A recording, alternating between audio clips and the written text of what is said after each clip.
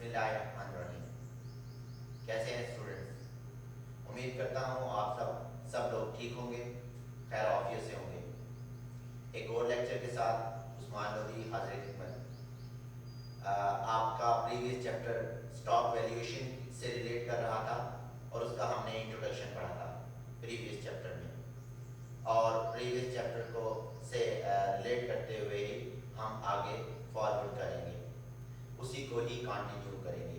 Stock valuations की calculations के बारे में आज का हमारा टॉपिक है, और मैं ये भी उम्मीद करता हूँ कि आप लोगों ने प्रीवियस चैप्टर्स को स्टडी किया होगा।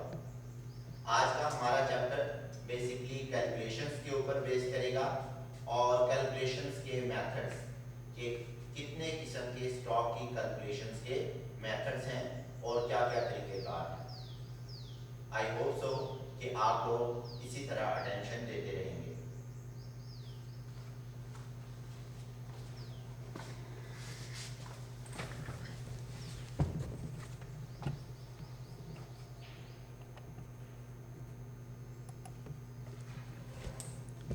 हमारे स्टॉक वैल्यूएशन मेथड्स की जब हम बात करते हैं तो बेसिकली बेटा 3 किस्म के मेथड्स होते हैं स्टॉक की कैलकुलेशंस को कैलकुलेट करने के लिए।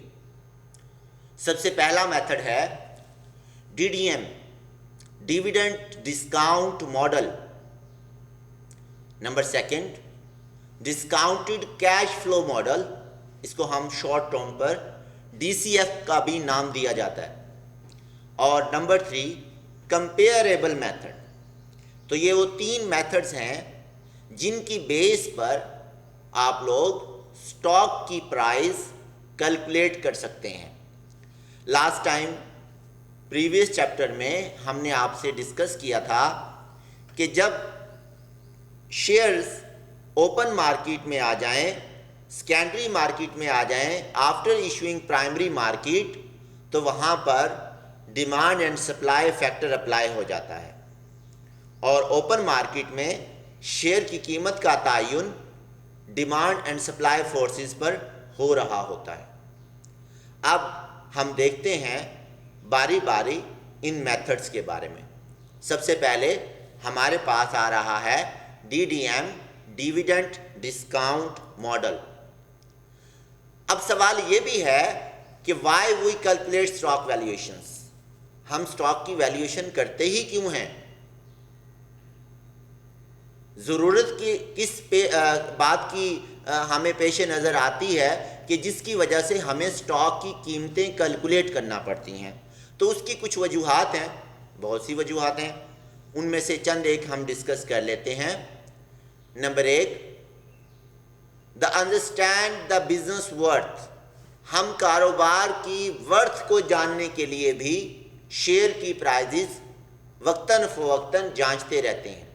मसलन एक कंपनी ने जब शेयर्स प्राइमरी मार्केट में इशू किए तो कुछ अरसे बाद कंपनी ने अपने शेयर्स की वैल्यू को जांचने के लिए भी शेयर प्राइसिंग करते हैं, शेयर की मार्केट वैल्यू को कैलकुलेट करते हैं। Number 2, the very important selling. Secondary market में सबसे ज़्यादा जो स्टॉक की प्राइस कैलकुलेट करने का मेन ऑब्जेक्टिव होता है वो सेलिंग होता है। जब आप सेकेंडरी मार्केट में अपना शेयर सेल आउट करते हैं तो आप जाहिर सी बात है गेन और लॉस को सामने रखकर डिसीजंस लेंगे। अगर शेयर की प्राइस अप है तो आप सेल आउट करने की कोशिश करेंगे, कैपिटल गेन हासिल करने की कोशिश करेंगे, और अगर शेयर की प्राइसेस कम हैं तो आप उसे अपने पास रिटेन करने की कोशिश करेंगे और मुस्तकबिल में अच्छे वक्त का, गुड टाइम का इंतज़ार करेंगे कि जैसे ही मार्केट इन्वायरमेंट अच्छा होता है और शेयर प्राइसेस अप होती हैं आप सेलिंग पोजीशन में आ सकें।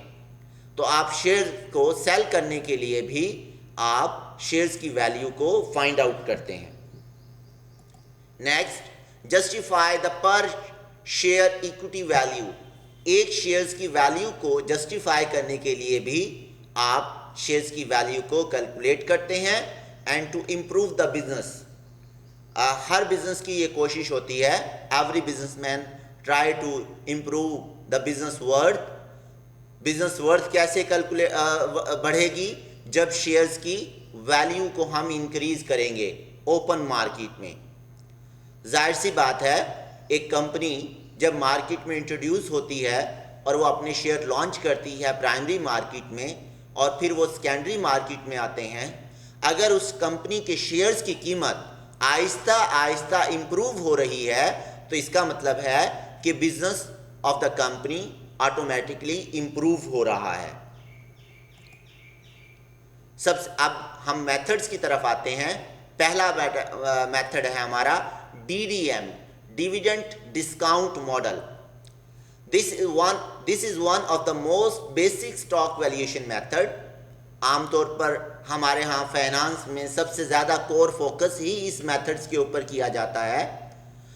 It's calculate the real value of the firm depending on the dividend it पे टू द शेयर होल्डर। इस मॉडल में, इस मेथड में होता क्या है बेटा, शेयर्स की वैल्यू को आप कैलकुलेट करते हैं डिविडेंड्स की बेस पर। जो कंपनी अपने शेयर होल्डर को अपने प्रॉफिट्स में से डिस्ट्रीब्यूट करती है उसको हमने डिविडेंड का नाम दिया था। ये हमने पहले की स्लाइड्स में फर्स्ट लेक्चर में डिस्कस कर चुके हैं। तो जब कंपनी डिविडेंड पे करती है और उन डिविडेंड की बेस पर हम डिस्काउंट मॉडल को अप्लाई करते हुए शेयर्स की वैल्यू को कैलकुलेट करते हैं, तो हम DDM डिविडेंड डिस्काउंट मॉडल इसको हम बोलते हैं। और इसमें फिर फर्दर इसकी काइंड्स हैं। नेक्स्ट स्लाइड की तरफ हम जब मूव करते हैं, ये सेकंड मेथड है डिस्काउंटेड कैश फ्लो मेथड। अब सबसे पहले मेथड में मैंने बात की कि अगर कंपनी डिविडेंड पे करेगी शेयर होल्डर्स को तो हम उन डिविडेंड्स की बेस पे शेयर्स की प्राइस को कैलकुलेट करते हैं। लेकिन अगर क्या ही हो कि अगर कंपनी डिविडेंड ही पे ना करे या उसमें तसलसल नहीं है, मतवातर वो पे नहीं कर रहे, एक सीक्वेंस के साथ पे नहीं कर रहे, कई साल के बाद पे कर दिया, 10 साल के बाद पे कर दिया, 5 साल के बाद पे कर दिया, तो ऐसी कंपनीज के शेयर्स की प्राइस क्या हम कैलकुलेट नहीं करेंगे? जाहिर सी बात है, शेयर्स की प्राइस कैलकुलेट करेंगे, लेकिन इसकी प्राइस डिविडेंड्स की बेस पर हम कैलकुलेट नहीं करते, बल्कि डिस्काउंटेड कैश फ्लो की बेस पर हम इस मेथड को कैलकुलेट करते हैं शेयर्स की प्राइस को कैलकुलेट करने के लिए। नेक्स्ट हमारा थर्ड मेथड है comparable method. Our third suggestion to use this comparable method, which is type of catch-all. This is the solution if you can't use any other method to value of the company or you don't want to waste time doing the numbers. Comparable method doesn't try to find the intrinsic value like the reset of the suggestion did. Instead, it simply compares the prices multiplies of for the stock to a benchmark and then sees whether the stock is under or overvalued. इस method में बेटा आप comparison करते हैं shares की prices का, shares की value का, अंडर वैल्यू है या ओवर वैल्यू है। बजाय हम डिविडेंड डिस्काउंट मॉडल और दूसरे मेथड्स को डिस्काउंटेड कैश फ्लो की बजाय हम कंपैरिजन करते हैं और कंपैरिजन में हम अंडर वैल्यू या ओवर वैल्यू को सीन करते हैं, जिसकी बेस पर हम आइडिया लगाते हैं कि शेयर की प्राइसेस क्या होंगी। इस मेथड में हमारे पास exactly intrinsic value of shares नहीं आती, लेकिन हम उसके करीब करीब जरूर पहुंच जाते हैं। अब सबसे पहला हमने मॉडल डिस्कस किया था, मेथड डिस्कस किया था डिविडेंड डिस्काउंट मॉडल। अब डिविडेंड डिस्काउंट मॉडल में बेटा फर्दर इसकी 3 टाइप्स हैं। सबसे पहली टाइप है zero growth model, second constant growth model, third variable growth model. अब बारी बारी हम इनको डिस्कस करते हैं। ये एक मैंने और चार्ट आपके सामने डिस्प्ले किया है ताकि आपको और ज़्यादा बेहतर तरीके से समझ आ सके। डिविडेंड डिस्काउंट मॉडल में फर्दर 3 मॉडल्स हैं, zero growth, constant growth and variable growth. सबसे पहले हम डिस्कस कर लेते हैं zero growth model. The zero growth model, DDM model, assume that the dividend has zero growth rate. यानी कि इस मॉडल में डिविडेंड की ग्रोथ जो है for the company life zero रहती है, वो ग्रो नहीं करता। जो कंपनी पहले साल पे करती है वही फॉर एवर पे करती रहती है। सपोज दैट अगर कंपनी ने $2 डिविडेंड दिया है या अपने प्रॉफिट का 10% दिया है, ये बेस करता है कंपनी की पॉलिसीज पर कि कंपनी क्या पॉलिसी अडॉप्ट करती है, तो वही पॉलिसी ऑनवर्ड चलती रहती है। इसलिए हमने इसको नाम दिया है ज़ीरो ग्रोथ मॉडल। नीचे इसका फार्मूला डिस्क्राइब किया है, price of the stock is equal to D0/KS। अब ये D0 क्या है? D0 से मुराद है पेड डिविडेंड, ऐसा डिविडेंड जो कि आप रिसीव कर चुके हैं, कंपनी पे कर चुकी है, ऐसे डिविडेंड को बेटा हम बोलते हैं D0। और KS से मुराद है रिक्वायर्ड रेट ऑफ रिटर्न, जो कि एक इन्वेस्टर एक्सपेक्ट करता है। ये एक और डायग्राम हमने शो की है जिसमें दिखाया गया है कि जो डिविडेंड की ग्रोथ है वो चेंज नहीं हो रही, इसीलिए हमने इसको नाम दिया ज़ीरो ग्रोथ मॉडल। अब मैंने आपके सामने एक प्रॉब्लम शो की है ज़ीरो ग्रोथ मॉडल की कि अगर एक ABC फर्म है जो कि पेड करती है dividend $2.40 and investor expect required rate of return 12%, then the find price of the stock। तो फिर आप शेयर्स की ओपन मार्केट में कीमत फाइंड कीजिए। जहां पर पेड डिविडेंड की बात की जा रही है 2.40, ये बेटा वो डिविडेंड है जो शेयर होल्डर है वो रिसीव कर चुका है, और 12% ये वो रिक्वायर्ड रेट ऑफ रिटर्न है जो इन्वेस्टर मार्केट से एक्सपेक्ट कर रहा है कि उसे मिल जाएगा। तो D0 फार्मूले के मुताबिक ओवर KS जब हमने किया तो प्राइस ऑफ द स्टॉक आई हमारे पास $20। नेक्स्ट मेथड की तरफ मूव करते हैं, constant growth model. In constant growth model, the growth of the dividend is constant. This model is represented by Meron J. Gordon in 1956. This is the model. The value of the stock is calculated on the base of dividend that receive in future. The constant growth model is the model of the valuing of the company stock prices based on the theory that its stock is worth of the sum of the all future dividends payments discounted by the present value।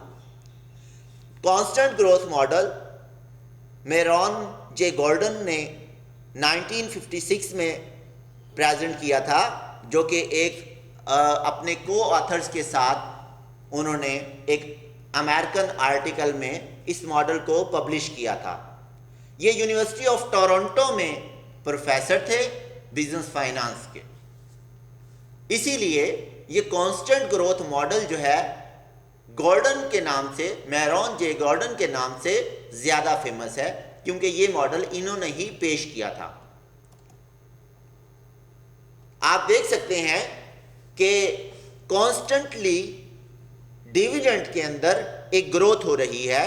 Suppose that company ने decide कर दिया कि dividend की जो growth है वो 10% होगी या 5% होगी, तो अब हर साल डिविडेंड की जो ग्रोथ है वो 5% होती रहेगी।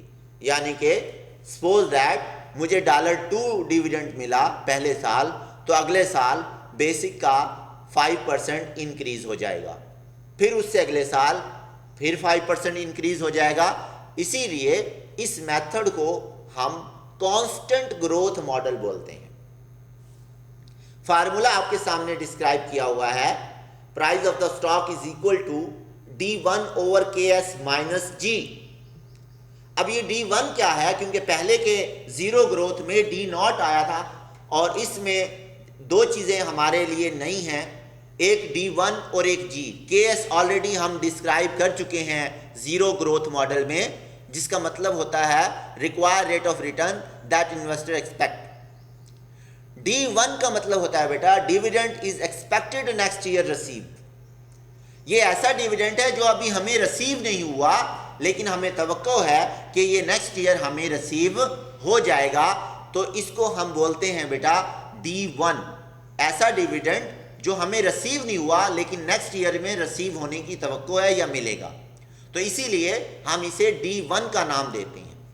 KS से मुराद रिक्वायर्ड रेट ऑफ रिटर्न है जो कि इन्वेस्टर एक्सपेक्ट कर रहा होता है, और G से मुराद वो कांस्टेंट डिविडेंड ग्रोथ रेट है जो कि कंपनी अपने शेयर होल्डर को डिविडेंड पर दे रही होती है।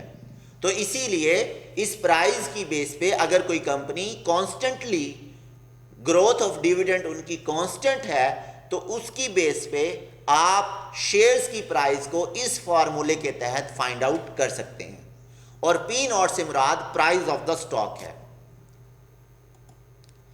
एक प्रॉब्लम मैंने आपसे शेयर किया है, PSO limited company was paid dividend is $1.20, the growth of the dividend is 5% and the required rate of return is 9.5%, then the find the stock prices।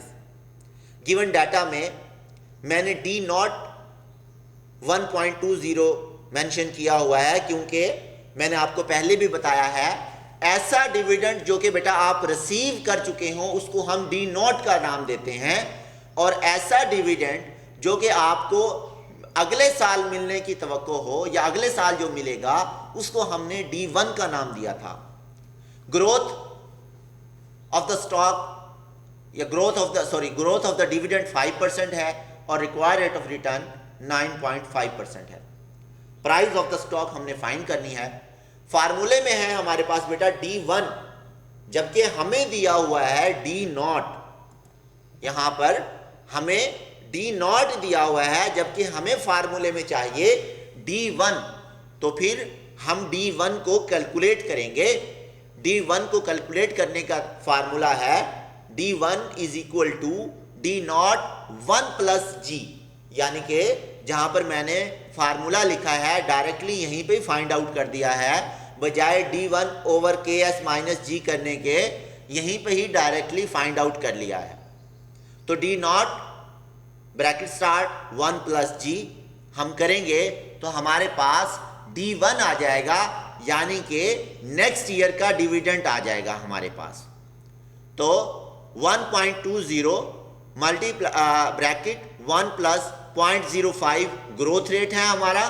तो इसको जब मल्टीप्लाई किया और नीचे हमारा KS से मुराद रिक्वायर्ड रेट ऑफ रिटर्न है और माइनस करेंगे ग्रोथ रेट से, डिविडेंड ग्रोथ रेट से, यानी कि जो रिक्वायर्ड रेट है इसमें से ग्रोथ रेट को, डिविडेंड ग्रोथ रेट को माइनस कर देंगे, तो जो अंश बचेगा उसको हम अपर पोर्शन के साथ D1 के साथ डिवाइड कर देंगे, तो हमारे पास प्राइस ऑफ द स्टॉक आ जाएगी बेटा। अब इसको मैंने स्टेप बाय स्टेप सॉल्व किया है ताकि आपको यहाँ पर बेहतर तरीके से समझ आ सके, डायरेक्टली नहीं किया। इसके बाद जब मैंने D1 फाइंड कर लिया फार्मूले के तहत D0 multiply by 1 plus growth rate, तो हमारे पास D1 आ गया $1.26, और जब मैंने रिक्वायर्ड रेट ऑफ रिटर्न से ग्रोथ रेट को माइनस कर दिया तो मेरे पास आंसर आया 0.045, और जब मैंने इनको डिवाइड किया तो मेरे पास शेयर की प्राइस आ गई $28, यानी कि अब मुझे पता चल गया कि ओपन मार्केट में हमारे स्टॉक की कीमत कितनी है बेटा, $28। इस मेथड के तहत आप शेयर प्राइजेस को फाइंड आउट कर सकते हैं। और जो आपको असाइनमेंट दी जाएगी उसमें बहुत से प्रॉब्लम बेटा ऐसे होंगे जो कि जिसमें D1 ऑलरेडी गिवन होगा, जबकि बहुत से प्रॉब्लम ऐसे होंगे जिसमें D1 आपको फाइंड करना पड़ेगा।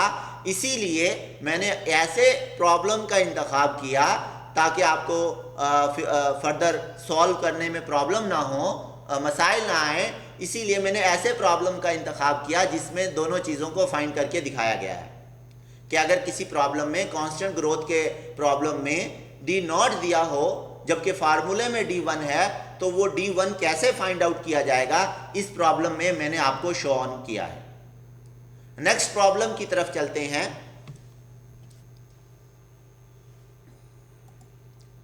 नेक्स्ट हमारा थर्ड DDM का मॉडल है variable growth model. Variable growth model नाम से जाहिर है कि जिसमें बेटा growth of the dividend very कर रही होती है। पहले के जो दो मॉडल हमने डिस्कस किए हैं, जीरो ग्रोथ और कांस्टेंट ग्रोथ। जीरो ग्रोथ में आपको बताया कि growth of the dividend zero है, वो ग्रो नहीं कर रही। तो अगर किसी कंपनी में इन्वेस्टर को चार्म नजर नहीं आएगा, इंटरेस्ट नजर नहीं आएगा, उसका इंटरेस्ट डेवलप नहीं होगा, अगर डिविडेंड इंक्रीज होता रहेगा तो उसको और ज़्यादा इन्वेस्टमेंट करने का मौका मिलेगा और वो उस कंपनी में और ज़्यादा इन्वेस्टमेंट करेगा। लेकिन अगर ग्रोथ ज़ीरो हो तो हो सकता है वो वहाँ से शेयर्स को फौरी तौर पर ओपन मार्केट में किसी और को सेल कर दे। इसके बाद हमने कांस्टेंट ग्रोथ मॉडल को देखा कि जिसमें growth of the dividend constantly grow होती रहती है, लेकिन बिजनेस के अंदर हालात हर साल एक जैसे नहीं रहते। अगर कॉन्स्टेंटली ग्रोथ होती रहेगी तो डिविडेंड उसी रेशो से इंक्रीज होता रहेगा। और मैंने आपको बताया है कि अगर कंपनी जो है रीजनेबल प्रॉफिट अर्न नहीं करती तो कंपनी की पॉलिसीज में से होता है कि वो शेयर्स की जो डिविडेंड है वो स्टॉप कर लेती हैं या वो कम कर लेती हैं। लेकिन अगर किसी कंपनी ने कांस्टेंट ग्रोथ मॉडल को अप्लाई किया हुआ है तो अब उन पर लायबल हो जाएंगे कि वो उसी रेशो से अपने शेयर होल्डर को डिविडेंड पे करेंगी। अगर एक साल नहीं हुआ तो उससे अगले साल पे करना पड़ेगा। जिस साल सपोज दैट 2019 में प्रॉफिट नहीं हुआ लेकिन ग्रोथ अप्लाई थी तो कंपनी ने पे नहीं किया डिविडेंड, 2020 में शेयर्स की जो भी डिविडेंड अनाउंस होगा उसमें जो हमारी ग्रोथ रेट है उसी रेशो से अप्लाई करने के बाद दिया जाएगा। वेरिएबल ग्रोथ मॉडल की ब्यूटी ये है कि ये वेरी करता रहता है और फ्लेक्सिबल है। कंपनियां इस हवाले से थोड़ा सा रिलैक्स मूड में आ जाती हैं और अगर किसी साल प्रॉफिट ज़्यादा हो तो ग्रोथ ऑफ डिविडेंड भी इंक्रीज कर दी जाती है और अगर किसी साल प्रॉफिट कम हो तो ग्रोथ ऑफ द डिविडेंड, जो डिविडेंड अनाउंस किया जाता है उसकी रेशो भी कम कर दी जाती है या ज़ीरो कर दी जाती है। ये कंपनी की पॉलिसीज पर होता है। इसीलिए इस मॉडल को हम वेरिएबल ग्रोथ मॉडल का नाम देते हैं बेटा। वेरिएबल ग्रोथ मॉडल में जैसा कि हम डिस्कस कर चुके हैं, growth of the dividend very करती रहती है। अब इसके फार्मूले को हमने डिस्कस किया है, जबकि अगर हम लास्ट टाइम जाएं तो इसको हमने डिस्कस किया था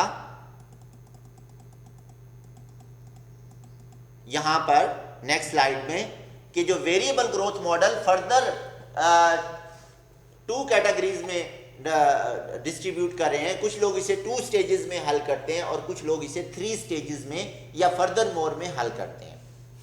अब यह अपनी अपनी टेक्निक है, फार्मूला सेम रहता है लेकिन प्राइस को कैलकुलेट करने की जो मेथड है वो थोड़ा सा चेंज हो जाता है।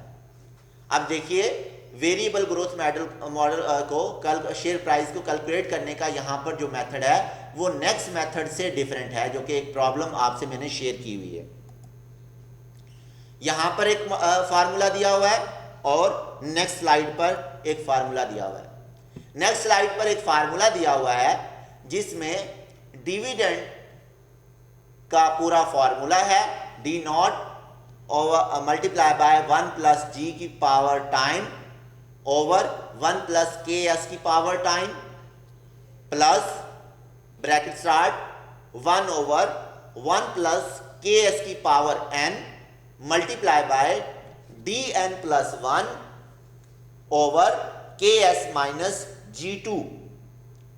नाम से जाहिर है कि जो वेरिएबल ग्रोथ मॉडल है इसमें बेटा ग्रोथ रेट वेरी करता रहता है, और मैंने आपको पहले बताया था कि आप जितने भी प्रॉब्लम सॉल्व करेंगे इसकी टाइमलाइन ज़रूर बनाएंगे, चाहे वो टाइम वैल्यू ऑफ मनी का चैप्टर हो और चाहे वो स्टॉक वैल्यूएशन हो, तो इसकी टाइमलाइन मस्ट है। टाइमलाइन इंक्रीज कर आप क्रिएट करने से आपके लिए क्वेश्चन के अंदर आसानी पैदा हो जाती है।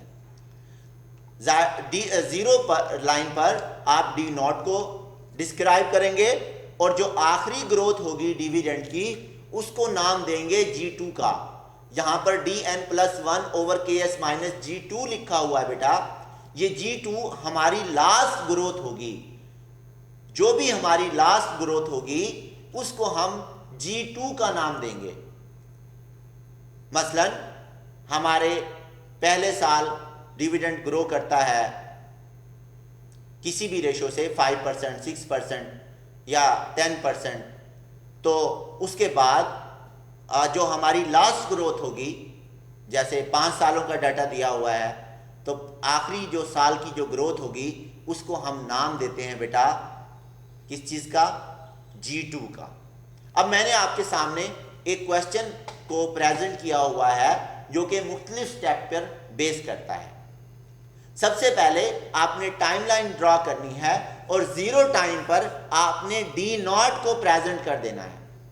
इस क्वेश्चन में डी नॉट से मुराद जो पेड डिविडेंड लिया गया है, पेड डिविडेंड $3.40 है।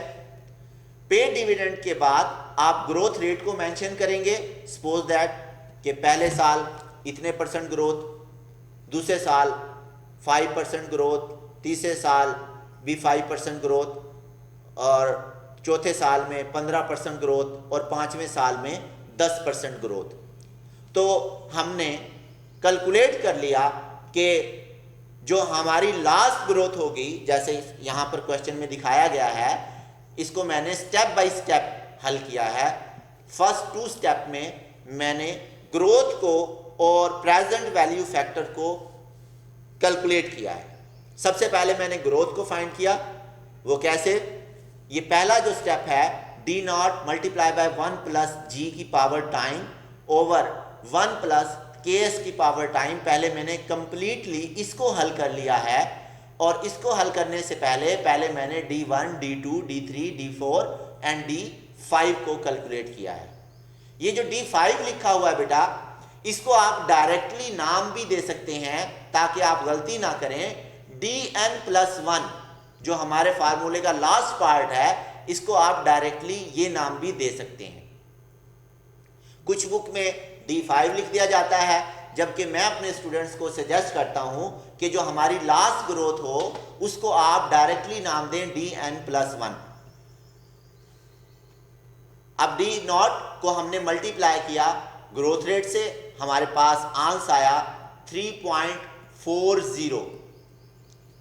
जब हमने D2 को कैलकुलेट किया तो D1 के आंसर को पुट किया और D2 जो सेकंड ईयर का ग्रोथ रेट होगा उसको अप्लाई किया, तो हमारे पास आंसर आया 3.57।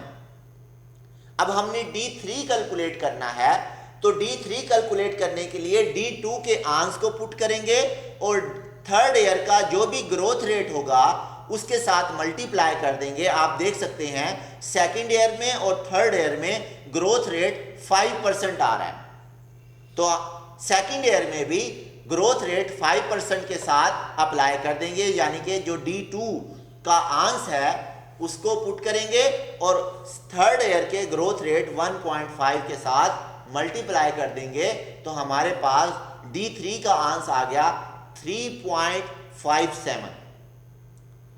अब हमने D4 कैलकुलेट करना है, तो D4 कैलकुलेट करने के लिए D3 के आंस 3.75 को फोर्थ ईयर के डिविडेंड ग्रोथ के साथ मल्टीप्लाई करेंगे और फोर्थ ईयर की जो ग्रोथ है वो 15% आपको दी हुई है, तो यहाँ पर हम 1.15 से मल्टीप्लाई कर देंगे तो D4 का आंस हमारे पास आ गया 4.31। अब हमने D5 कैलकुलेट करना है, यहाँ पर मैंने D5 लिखा है, जबकि मैं अपने स्टूडेंट्स को सजेस्ट करता हूँ कि वो इसे डायरेक्टली नाम दे दें dn+1 का। जो फार्मूले में लास्ट पोर्शन पे लिखा हुआ है dn+1, ये डायरेक्टली वहाँ पर हम पुट कर देंगे जिसका जो आंस होगा। तो D5 या dn+1 is equal to D4 का आंस मल्टीप्लाई बाय जो फिफ्थ ईयर की हमारी ग्रोथ है 10%, इससे हम मल्टीप्लाई कर देंगे तो हमारे पास dn+1 या D5 का आंस आ गया 4.74। ये हमारा पहला स्टेप मुकम्मल हो गया। दूसरा स्टेप हम कैलकुलेट करते हैं।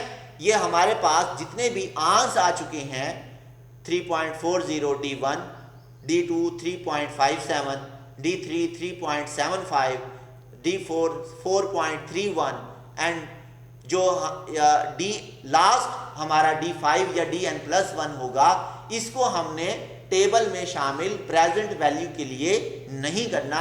इसीलिए मैं स्टूडेंट को सजेस्ट करता हूं कि वो D5 की जगह या जो भी लास्ट ग्रोथ हो उसको डायरेक्टली नाम दे दें dn+1 का, ताकि वो गलती से इसको यहाँ पर प्रेजेंट वैल्यू में इंक्लूड ना कर दें।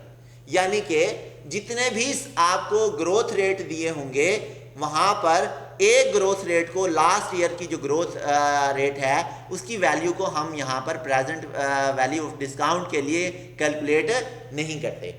इसके बाद आपको क्वेश्चन में रिक्वायर्ड रेट ऑफ रिटर्न 14% दिया हुआ है। अब 14% का present value interest factor single calculate करेंगे। मैंने आपको सजेस्ट किया था कि आप टेबल भी यूज कर सकते हैं।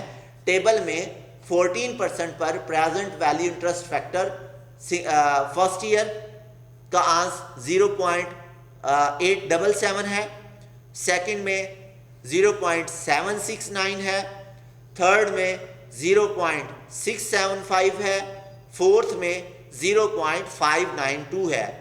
आप देख सकते हैं कि मैंने लास्ट ईयर जो D5 कैलकुलेट किया हुआ है उसकी वैल्यू को पुट नहीं किया, क्योंकि वो वैल्यू हम यहाँ पर नहीं लेंगे।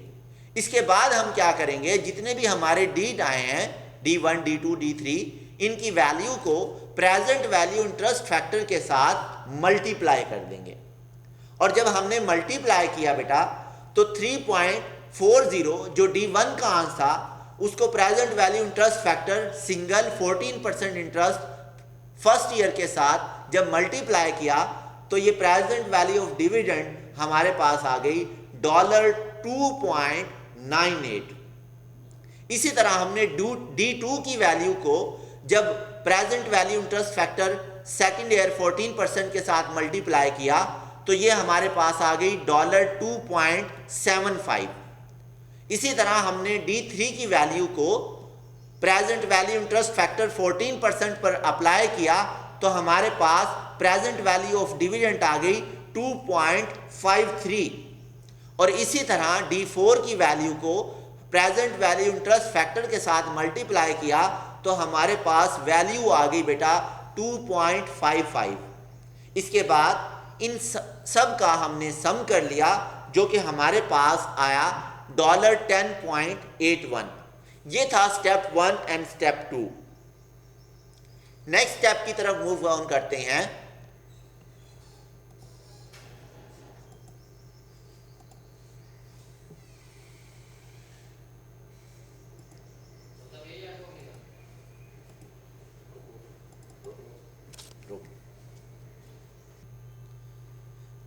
तो बेटा हम नेक्स्ट स्लाइड की तरफ मूव कर रहे थे, क्वेश्चन को कैरी ऑन किया हुआ था।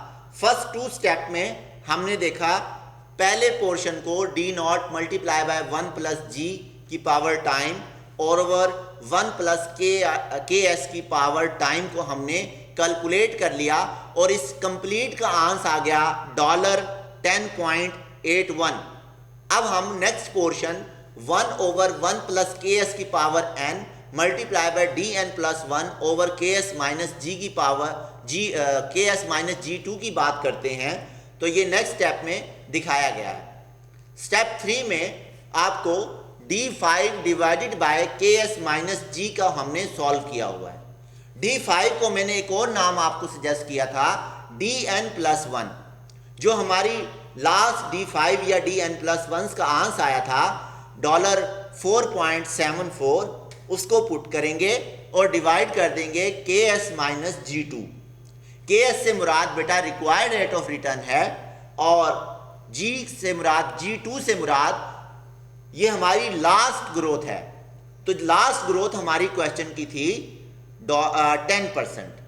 तो हमारे $4.74 को हमने डिवाइड कर दिया के एस में से जब हमने माइनस किया G2 तो हमारे पास 4% आंसर आया और उसको हमने डिवाइड किया तो ये बन गया $118.50। अब ये हमारे पास एक आंसर आ चुका है।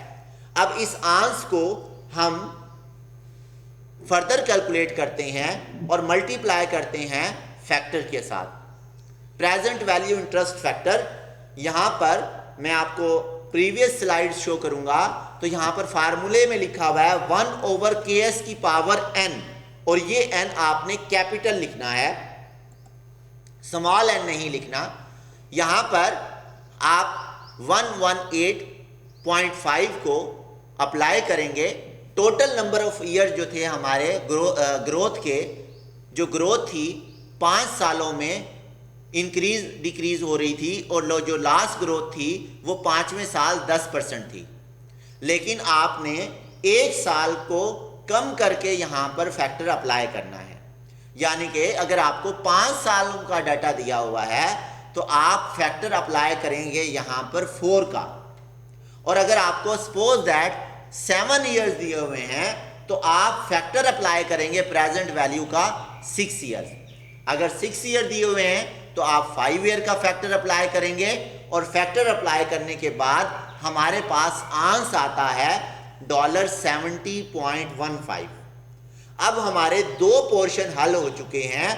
पहला portion D not multiply bye 1/G की पावर 1/ks की power time divide by 1/ks की पावर टाइम, ये इसका आंसर था $10.81, जबकि 1/1 प्लस ks की power n multiply bye dn plus 1 over ks minus G2, ये हमने सेकंड पोर्शन को हल कर लिया जिसका आंसर आया हमारे पास $70.15। अब हम इन दोनों पोर्शंस को, दोनों आंसर को अगर सबमिट कर दें, प्लस कर लें तो हमारे पास प्राइस ऑफ द स्टॉक आ जाएगी $80.96। आप इसे राउंड अबाउट कर सकते हैं $81। पॉइंट्स का वेरिएशन आ सकता है आप लोगों को, जो कि मैंने पहले भी बताया है। कुछ पॉइंट्स के वेरिएशन से आंसर पर फर्क नहीं पड़ता। अगर 1 और 2 या कुछ पॉइंट्स का वेरिएशन आ जाए तो आपका आंसर वैल्यूएबल कंसीडर किया जाता है। उम्मीद करता हूं ये हमारे तीनों मॉडल जो हैं DDM के, डिविडेंड डिस्काउंट मॉडल के, जीरो ग्रोथ, कांस्टेंट ग्रोथ और वेरिएबल ग्रोथ आपको समझ आ गया होगा। जो फर्दर मॉडल हैं डिस्काउंटेड कैश फ्लो और कंपेरेबल मेथड, ये फर्दर हायर क्लासेस में स्टडी किए जाते हैं। ओके बेटा, मैं उम्मीद करता हूं कि आप लोग इस चैप्टर को बेहतर तरीके से समझ गए होंगे और इसको अप्लाई करेंगे। मैं आपसे सजेस्ट करूंगा कि आप जो बिजनेस फाइनेंस की बुक है लॉरेंस जे गिटमैन, उसको ख़रीद लें और उसी की बुक से ही प्रैक्टिस करें। शुरू में जो लर्नर्स होते हैं बेसिक बिजनेस फाइनेंस के, उनको हम बेसिक्स बुक्स जो इजीली स्टूडेंट्स के लिए कन्वीनियंट हो, समझना आसान हो, उनको अप्लाई करवाते हैं और उसके बाद फर्दर बुक्स को अप्लाई करवाते हैं, जैसे वेन हॉर्न और स्टैनले की हैं। तो शुरू में आप बिजनेस फाइनेंस की बुक लॉरेंस जे गिटमैन के स्टॉक वैल्यूएशंस के प्रॉब्लम को हल करेंगे और मैं उम्मीद करता हूं कि आपको ये चैप्टर समझने में इन स्लाइड्स की मदद से आसानी होगी। आप हमारे चैनल खान लर्निंग एकेडमी पर आकर मज़ीद लेक्चर्स और वीडियो से इस्तेफादा कर सकते हैं। शुक्रिया। अल्लाह आपका हामी और नासिर हो।